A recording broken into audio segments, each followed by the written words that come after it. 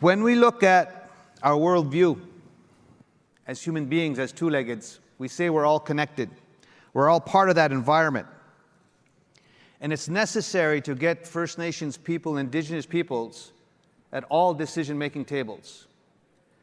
Not only in governments as deputy ministers in the public sector, but even in the private sector as CEOs, on the boards of directors. Planning strategies, planning different ways of doing things so that we all have less impact on the things that sustain us most, and that's the land and water. As Brian mentioned, within the SMI, there are 22 task forces, 22 task teams, and they're in different sectors, from finance to legal to insurance to agribusiness to sustainable aviation fuels, because even one sector can't deal with this issue alone. So there's many, there's 22. And the young lady leading these up, and Brian mentioned, is Jennifer Jordan-Safey. She's here, she's in front. Jennifer, just get up and give a, this is Jennifer Jordan-Safey. She's our CEO for the SMI.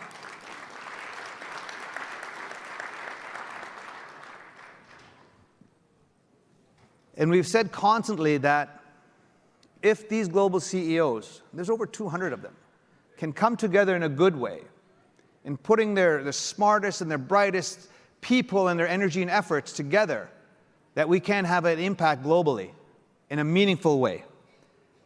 And if they're doing that together, working together, that's a very powerful thing.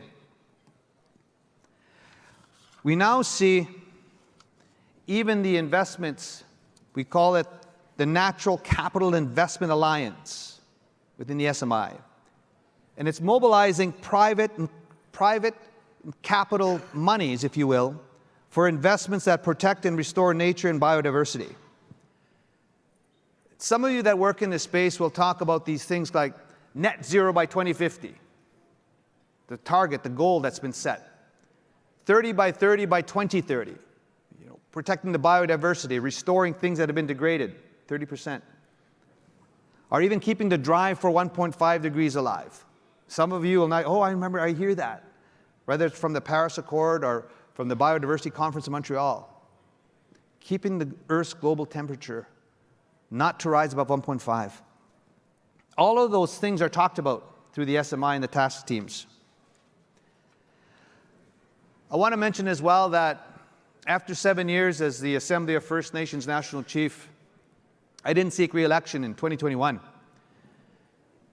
But one of the things I focused on that's very important and fundamental to our peoples and to our rights was the United Nations Declaration on the Rights of Indigenous Peoples.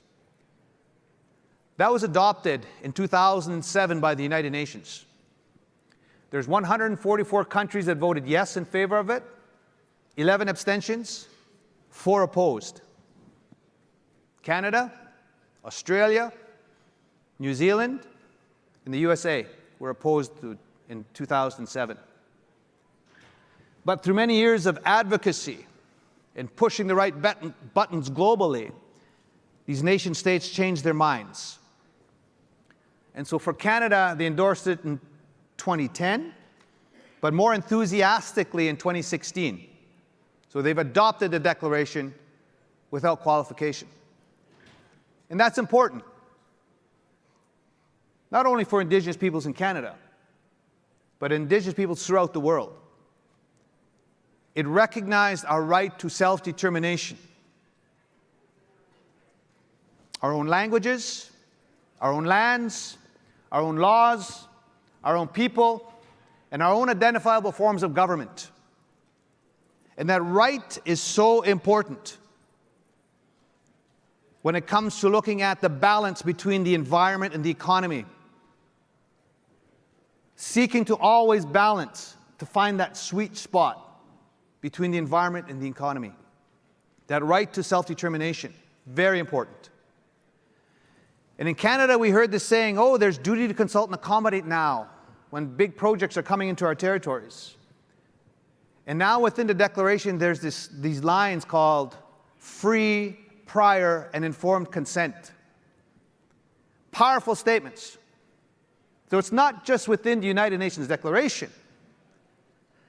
Now, as a nation state, Canada, as far as I know, is the only country in the world that has put in place domestic legislation to implement that declaration here within Canada.